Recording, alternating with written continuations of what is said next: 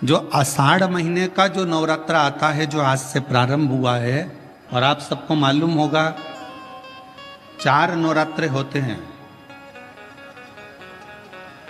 उन 4 नवरात्रे में 2 नवरात्रे गुप्त माने गए, और उसमें भी जो आषाढ़ महीने का जो नवरात्र आता है, जो आज से प्रारंभ हुआ है, कहते हैं अगर कोई स्थिर होकर एकांत में बैठकर भगवान शंकर के नाम का मात्र संबोधन श्रवण कर लेता है, सुन ले, गुनगुना ले, शिव को याद कर ले, तो कहते हैं शिव और शक्ति की दोनों की कृपा उसके ऊपर बनी ही रहती है।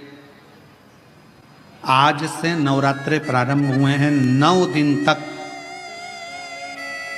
ये गुप्त नवरात्रे के 9 दिन, अगर आपको ऐसा लगता है कि शिवजी आप बाबा मेरी नहीं सुन रहा, बहुत संघर्ष का जीवन चल रहा है, बहुत परेशानी का जीवन चल रहा है, बहुत कष्ट का जीवन चल रहा है, और कोई मंजिल, कोई राह, कोई मार्ग दिख ही नहीं रहा,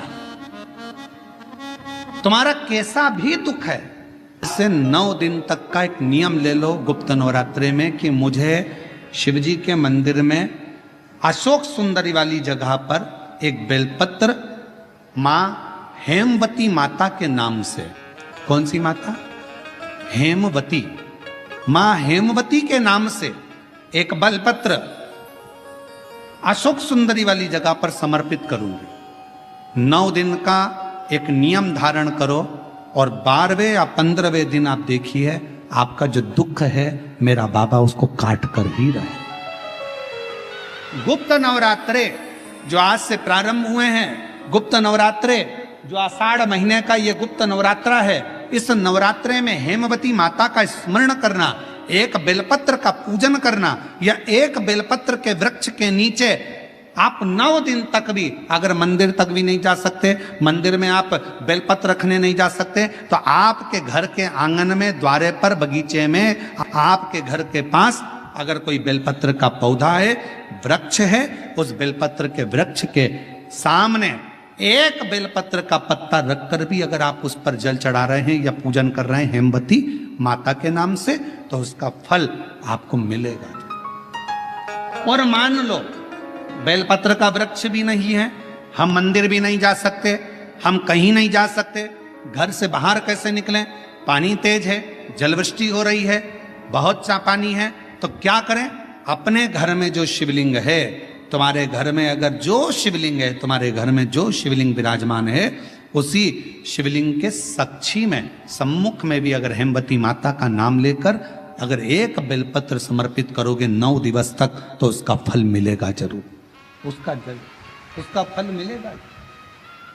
फिर से बोलो, कौन माता? हेमवती। कौन है ये? शिव महापुराण की कथा कहती है, जब माता पार्वती जी हिमालय राज के घर में प्रगटी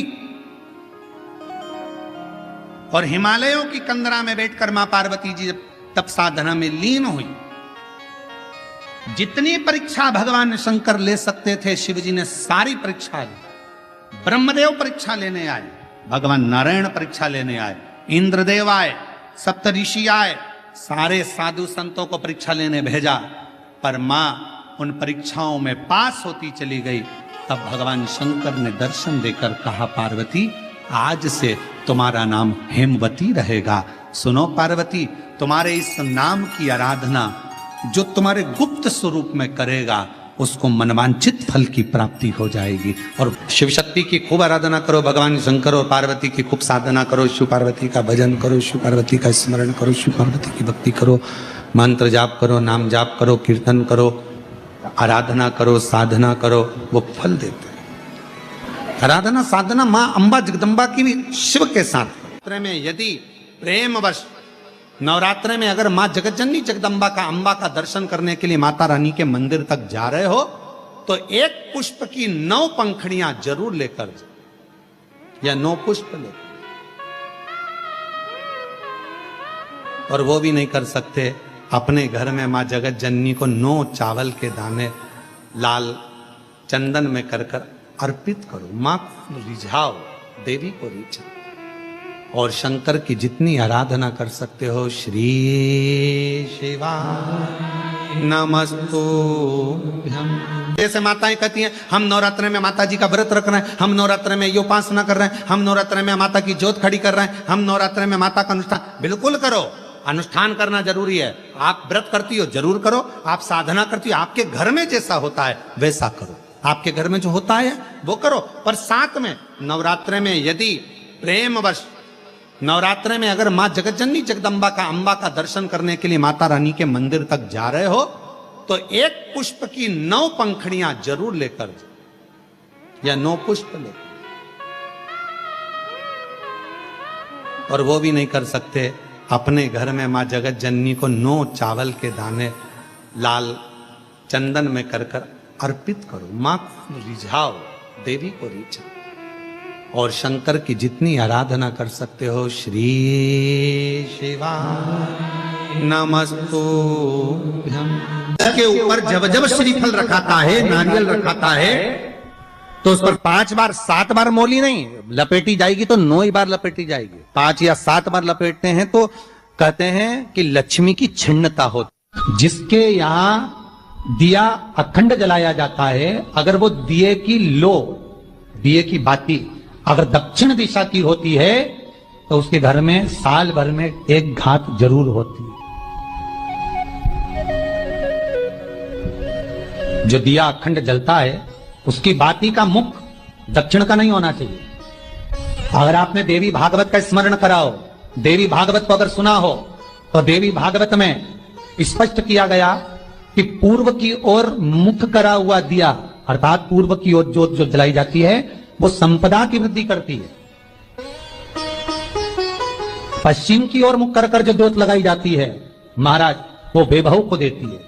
और उत्तर की ओर जो मुख कर कर ज्योत जलाई जाती है, उत्तर की ओर जो ज्योत का मुख रहता है वो आयु की वृद्धि करती है। कुमार के नवरात्रे हो,